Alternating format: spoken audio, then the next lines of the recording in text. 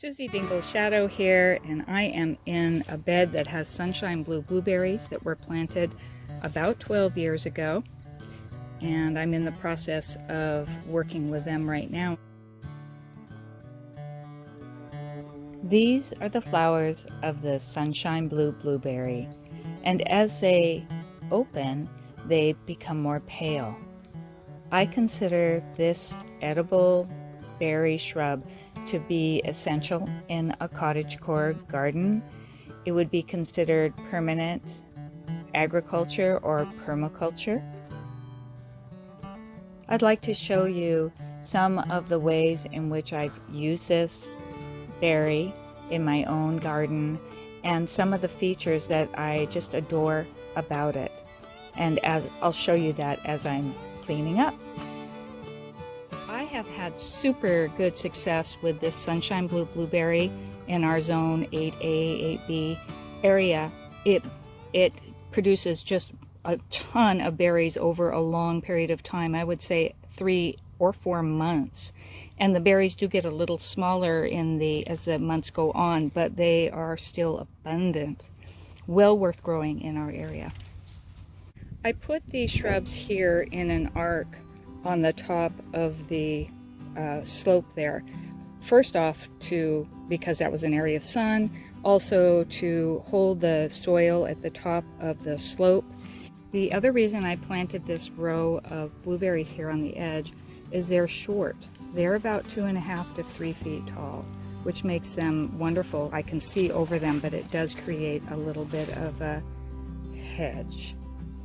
Although this shrub is irregular and certainly not tidy like a boxwood hedge would be, it still serves the same purpose of creating a permanent greenery border here. And I really like that, and I like things a little bit irregular anyway. They are also highly ornamental, so even in the winter time, they have a burnished leaf on them, kind of a like a blush on the leaves, and they tend to stay fairly evergreen. Blueberries do best in sun and with lots of water. So this is truly an ideal area for them if I would just treat them better. All of this area here in front will be all cleaned out, and then we'll be able to have vegetables in that. A couple of the shrubs have some shade on them in the afternoon, and their foliage looks better, but they don't fruit quite as well as the ones that are in the sun. If I gave the ones in the sun even more water, they would probably look that good. So that's what I'll do this year. Once I have freed the bases of the plants from all this tangle of growth, I will then be looking at the branches themselves and seeing what needs to just be pruned out.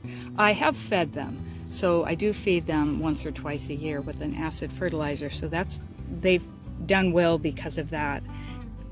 Get to the blueberries that are in the back. I do have some just stepping bricks basically to go through the center, and then in the back where the blueberries are, I have a moat that is in front of them. Well, it will be back there again. I had it there last year.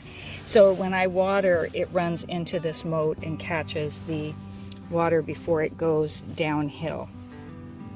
You can see that this area is just clogged with different kinds of plant material that is not ideal to have at the bottom of your blueberries, but it's not the worst thing in the world. There is mint that was here when we grew in down on the hill. It always comes up this way. There's some wonderful things, self-seeding feverfew right here. I leave some of that for pollination, and my favorite California poppies here, my husband's favorite as well. So I do leave a few of those intermixed, but not too many. There's also some grasses. While weeding, I found some old raspberry plants that I had in this bed once, and there's very few of them coming up now, but when they do, instead of just tossing them, I use them for tea. I've made the decision to leave some ground covers, like this violet, and also some oregano. I also left a few flowers, not just for pollination, but because I think they're beautiful, and the Cottagecore girl in me just can't seem to pull them all out. And that's the way I like it. I have freed the plants, and now I'm ready to water them in. If you're going to make a moat like this or a ditch, make sure that when you mound it up that you don't cover up the bottom of the bases of the shrubs. That's very important. This is a level it was before. The other thing is I did put some stepping stones in along the way so I could step on it even when it had water in it. This moat worked out really well last year in containing the water.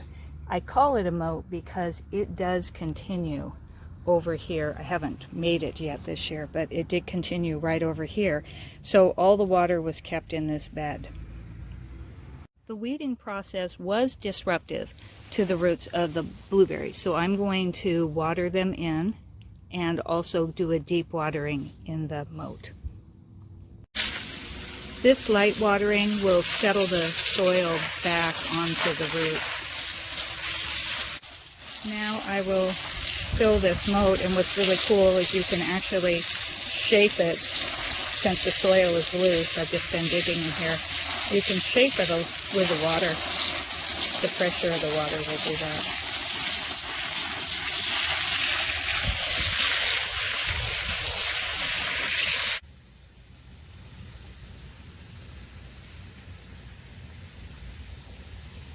Let's see if I have to build up the sides anymore.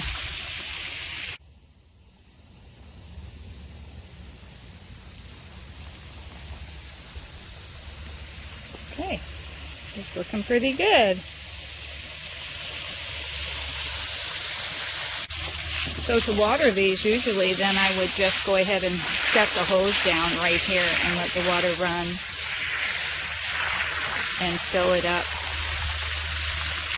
Tomorrow I will prune off the dead branches, and I think we'll call it good for now. I hope this video encouraged you to work with your shrubs even though they look neglected and not in the greatest shape, because with some tender loving care they usually spring back pretty well. Until next time, keep dreaming in the garden.